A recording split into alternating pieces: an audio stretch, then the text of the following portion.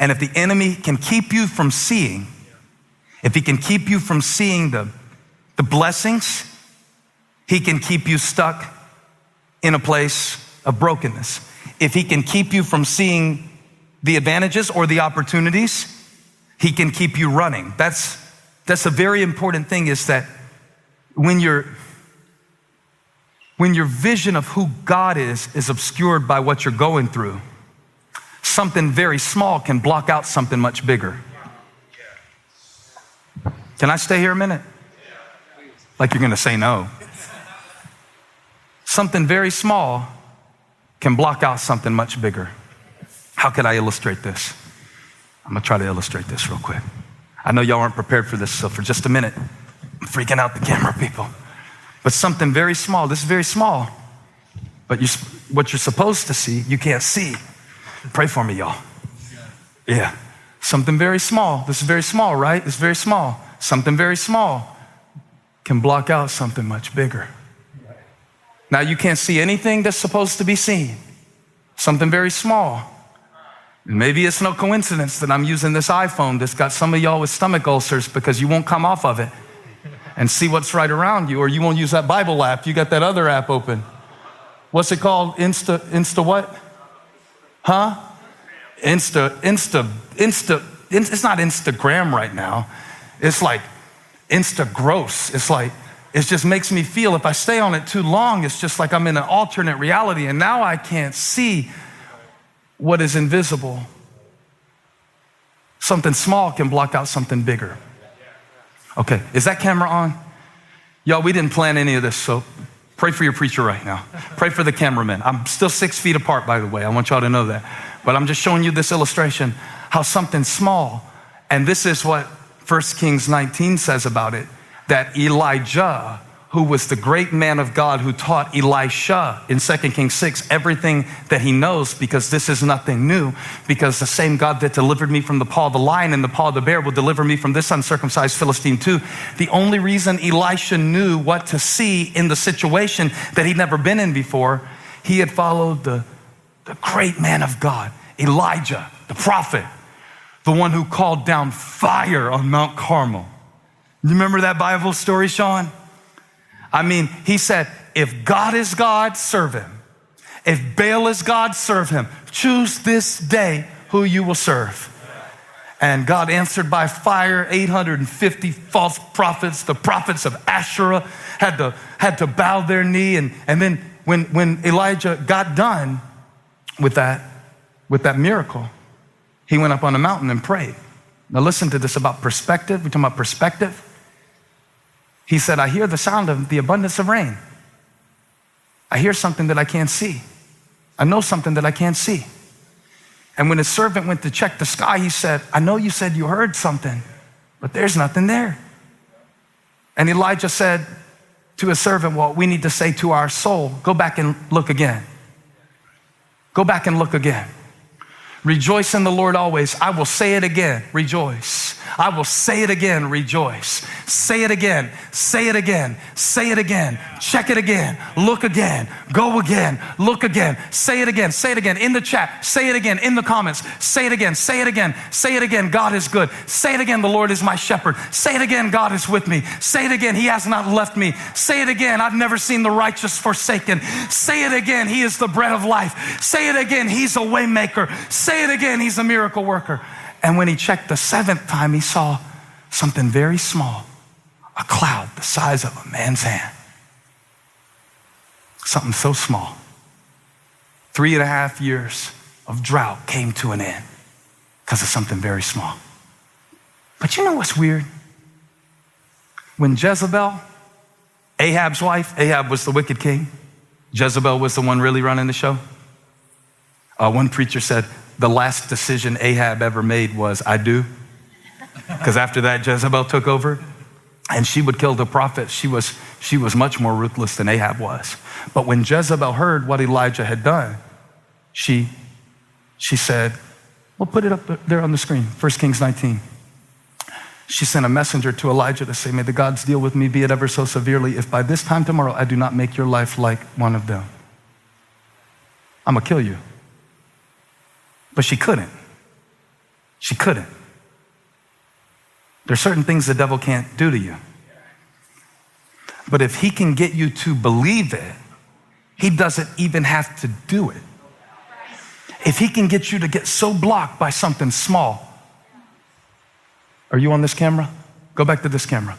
How could something so small? Look what Elijah, the great man of God, did in verse 3. So Elijah was afraid. He was afraid.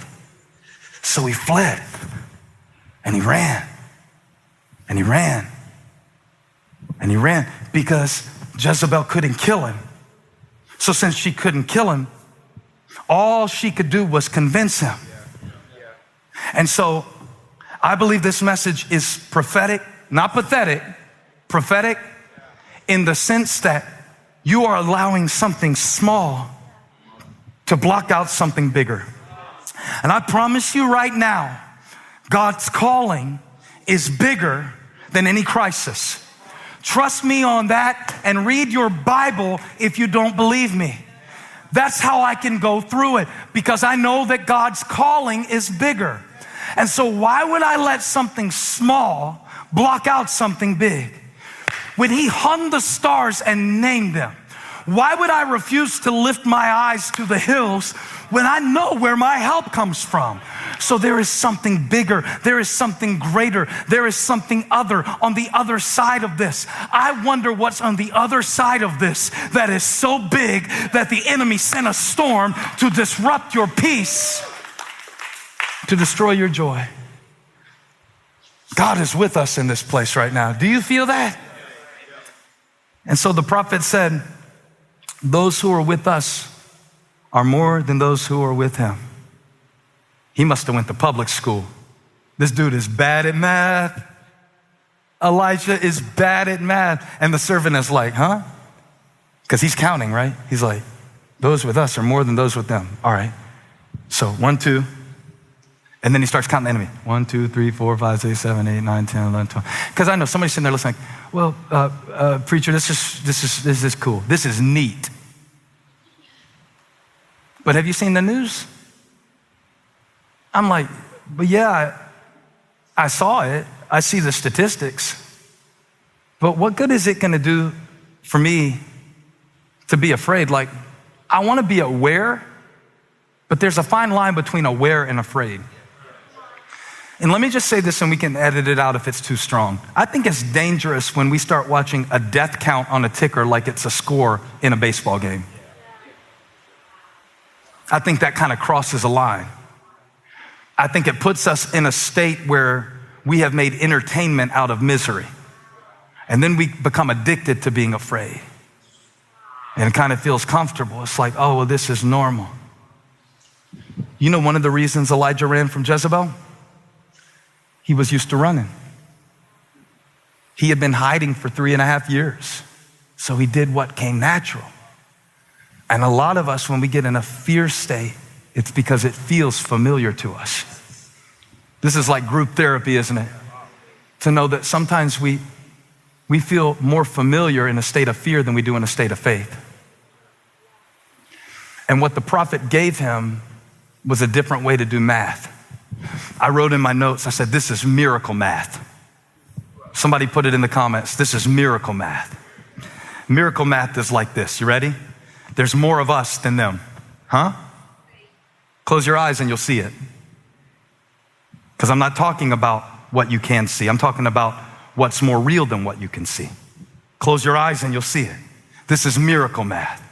It's miracle math. It's like, Gideon, you have too many men. Too many men? I'm going to fight a battle. That's exactly what I need is soldiers. No, you got too many. Because if you go in with this many men, you will think it was you that won the battle. So when he gets down to 300, God says, now go in the strength that you have. Now go. It's miracle math. It's like Jesus, there's 5,000 men and women and children. What do you have? 5 loaves and 2 fish. It's not enough, right? Depends on whose calculator you're using. This is not Texas Instruments. This is the Son of God. Put it in my hands. What you got in your house? A little bit of oil, a little bit of time, a little bit of sanity, a little bit of praise, just a weak Wi-Fi connection. but I'm hooked in to the presence of God, and God is a multiplier, and God is enough, and God is with me. This is miracle math. How long has he been dead? 3 days. That's just right. This is miracle math. God said, do a recalculation. I thought I was outnumbered, but I'm not. I thought it was over, but it's not. I thought it was done, but it's not. This is miracle math. He prayed after he encouraged him, don't be afraid. Then he said, open my eyes. Open my eyes. There's the prayer. And that's really not a physical statement, right? His eyes were working just fine. That's why he was scared. He's like, my vision is 20/20, bro. I don't know what you're looking at. He's like, no.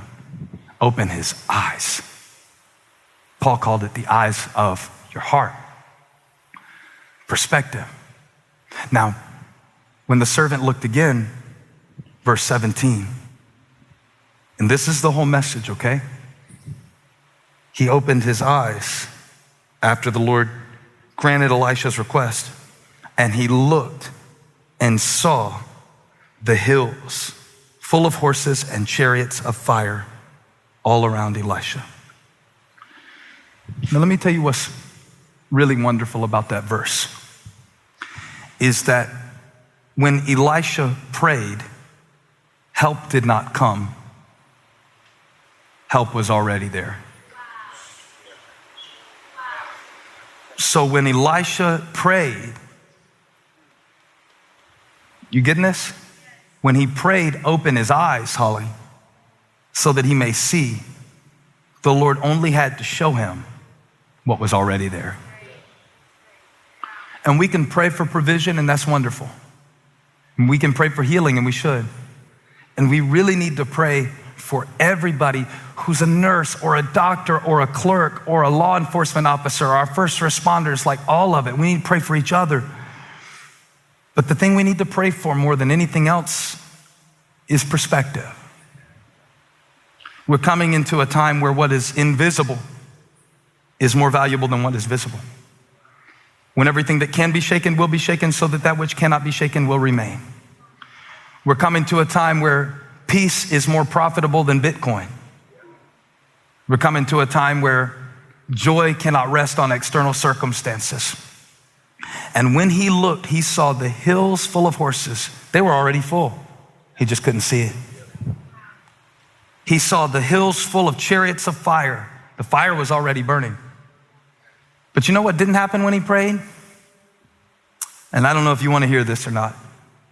And LJ, we're not going to be able to put a B3 on this, but it's true and I need to say it.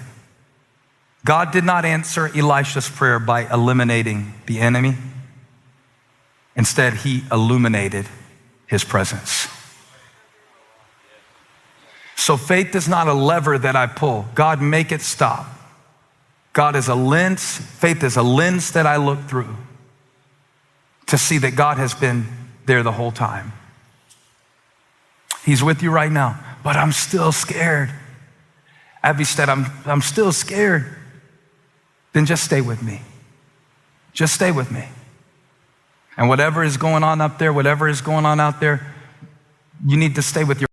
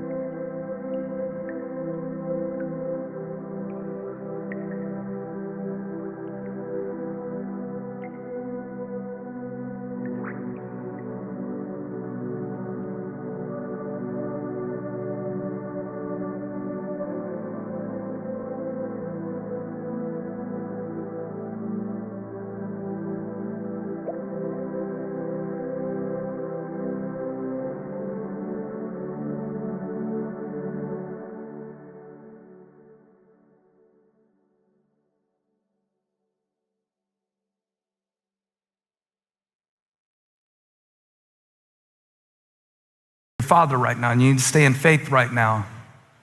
And the only way that we can really deal with fear, because if we stay in fear and then we stay in frustration and then we get stupid, because you are not very strategic when you're scared. So don't be afraid. Watch this. The only way to do that is to change the focus. To change the focus. Okay. The situation did not change in 2 Kings 6. The focus did. The only way I know to stop being afraid is to change what I'm focused on. And so I just need us right now to begin to ask the Lord to illuminate, not eliminate. Oh God, take the fear away. It doesn't work like that. Oh God, give me all the answers. Tell me the plan. I need the strategy. God said, before I give you the strategy, I want to give you your sight and shine light on your situation. Hey, thank you for watching. Make sure you subscribe to this channel so you don't miss a single video or live stream, and share this video with a friend. And don't forget, you can join me live every Sunday. Thanks again for watching. Thanks again for watching. Thanks again for watching.